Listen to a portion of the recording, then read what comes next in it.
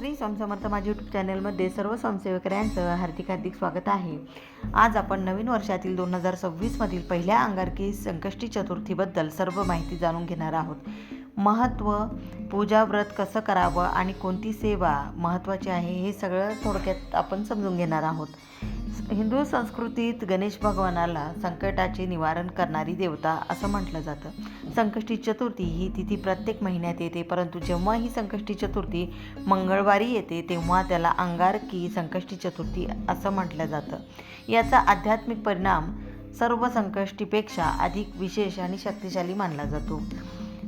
या वर्षातील ही पहिली अंगारकी संकष्टी चतुर्थी 6 जानेवारी 2026 रोजी वार मंगळवार आणि याची सुरुवात होणार आहे सकाळी 8:02 आणि याची समाप्ती आहे 7 जानेवारी सकाळी 6:50 हिंदू पंचांगानुसार। अंगारकी संकष्टी चतुर्थीचं महत्त्व। संकष्टी चतुर्थी म्हणजे संकट निवारणासाठी आपण श्री गणेशाची पूजा आणि व्रत ठेवण्याचा हा शुभ दिवस आहे।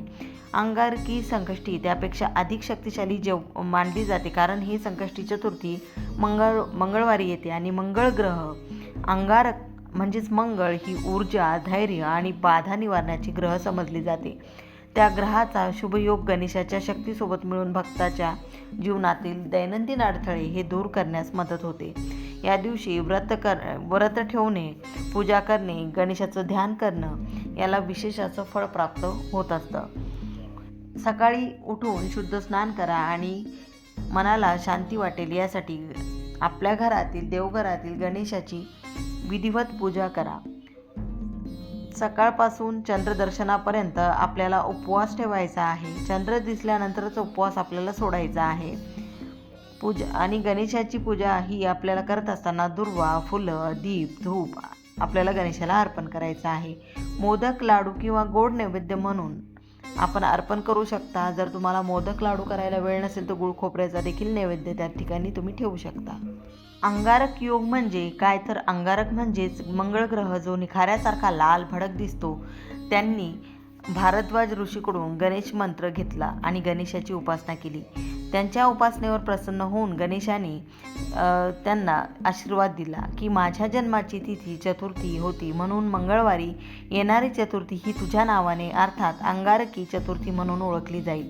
मंगळ ग्रहाला ज्या गणेशाने पावन म्हणजेच आपल्या वरद विनायकाने पावन केलं, त्या विनायकाने आपला उद्धार करावा या हेतूनं अंगारकी चतुर्थीचं व्रत केलं जातं। अंगारकी संकष्टी चतुर्थीला कोणत्या गोष्टी आवर्जून करायच्या, तर सर्वप्रथम गणेशाचं दर्शन हे प्रत्येकाने त्या दिवशी घ्यायचं आहे। तुम्ही मंदिरात जाऊन देखील दर्शन घेऊ शकता किंवा तुमच्या देवघरातील गणेशाचं पूजन करून नमस्कार करायचा आहे। गणेशाचं पूजन करत असताना जास्वंदाचं फूल नक्की त्या दिवशी अर्पण करायचं आहे। मोदकाचा, लाडवाचा नैवेद्य तर आहेच, त्याचबरोबर तुम्ही गुळ खोबऱ्याचा देखील नैवेद्य त्या ठिकाणी देवाला अर्पण करू शकता। आणि या दिवशी नक्की आपल्याला ओम गणपते नमः या मंत्राचा 108 वेळेस जप करायचा आहे। त्याचप्रमाणे गणपती अथर्वशीर्षाचं पठण देखील या दिवशी तुम्ही आणि तुमच्या मुलांकडून तुम्हाला करून घ्यायचं आहे। आणि सर्व गणपती अथर्वशीर्ष तुम्हाला 21 वेळा म्हणायचं आहे, म्हणजेच तुम्ही एक आवर्तन देखील करू शकता। आणि अंगारकी चतुर्थी म्हणजे अंगारकी संकष्टी चतुर्थीला आवर्जून 21 वेळा गणपती अथर्वशीर्ष पठण करावं। गणपती ही बुद्धीची देवता आहे आणि गणपती ही वैश्विक देवता देखील आहे आणि प्रत्येकाचं आराध्य दैवत आणि सगळ्यांना आपलंसं वाटणारं दैवत। लहानापासून मोठ्यांपर्यंत आपले गणपती बाप्पा आहेत। पराक्रमी असले तरी कोपिष्ट नाहीत आणि तेजस्वी असले तरी तापहीन नाही। आता ही दैवत गणपती बाप्पाची ज्या वेळेला आपण सेवा करतो त्यावेळेला गणपतीची कृपा आपल्यावर होते। आपला बुध हा स्ट्रॉंग होतो। बुध हा बोलण्याचा वाणीचा ग्रह आहे, त्याचबरोबर व्यावहारिक ज्ञानाचा सुद्धा ग्रह आहे। जे मुलं अभ्यासात हुशार नाहीत, अभ्यासात लक्ष न लागणं, यांना अभ्यास करणं आवडत नाही, त्या मुलांना गणपती उपासना केली तर नक्कीच यातून त्यांना मार्ग सापडेल।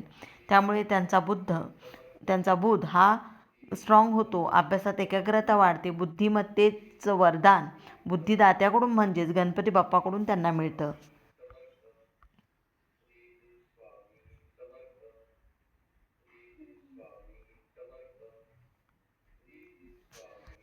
त्याचबरोबर गणपती स्तोत्र देखील तुम्ही म्हणू शकता. गणेशाचं ध्यान करून तुम्ही सकारात्मक ऊर्जा आपल्याला मिळणार आहे. गरीब गरजूंना अन्नदान करा. मंदिरे, धार्मिक स्थळांना फुले, मिठाई तुम्ही दान करा. या सेवा केल्याने फक्त आपल्या जीवनातच नव्हे तर समाजातही सकारात्मक ऊर्जा वाढत असते.